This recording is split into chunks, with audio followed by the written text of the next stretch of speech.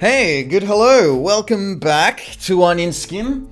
Yeah, sorry about all the stuff with Onion Todd there taking things over, but I wanted to elaborate on a couple of things he was talking about, particularly the matte output, the grayscale thing. This is a pretty interesting thing because with a single switch, it sort of opens up a whole new realm of stuff that Toon Boom can do. Not many people know about it. So to demonstrate, I've got the super obnoxious thumbnail from that last video. If you haven't seen it yet, you should probably just go, whatever.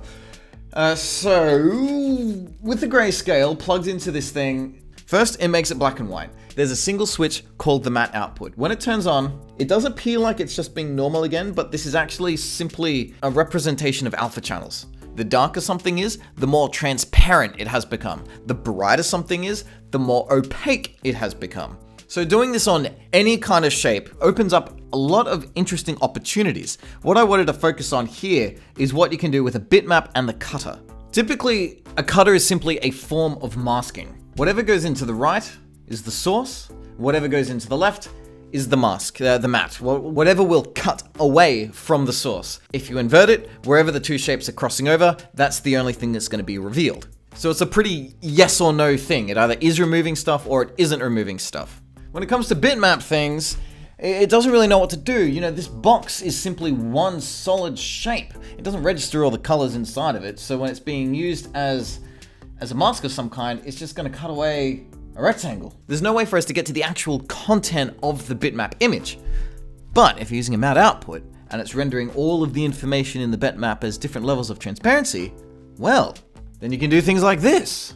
And if you invert the cutter now, it does things like this.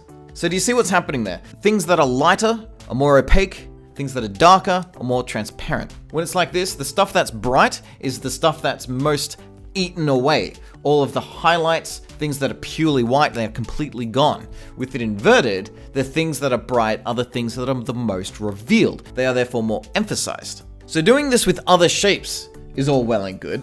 I'm sure there's lots of potential there and things that you can think of to do.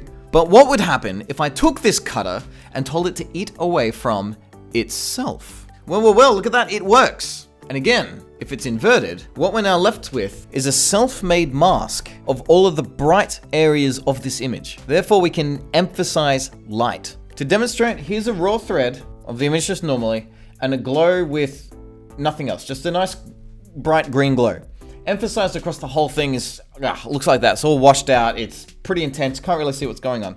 Now I'll swap this glow out for our matte output that's cutting away from itself. Look at that. It's taking all the brightest elements and blooming just that out. Very quick to do, not incredibly well known, and I think it has a lot of potential to it. So if you're lucky enough to have Harmony Premium, I encourage you to have a bit of a think. Imagine some scenarios that you might be able to pull off with an effect like this. I wonder.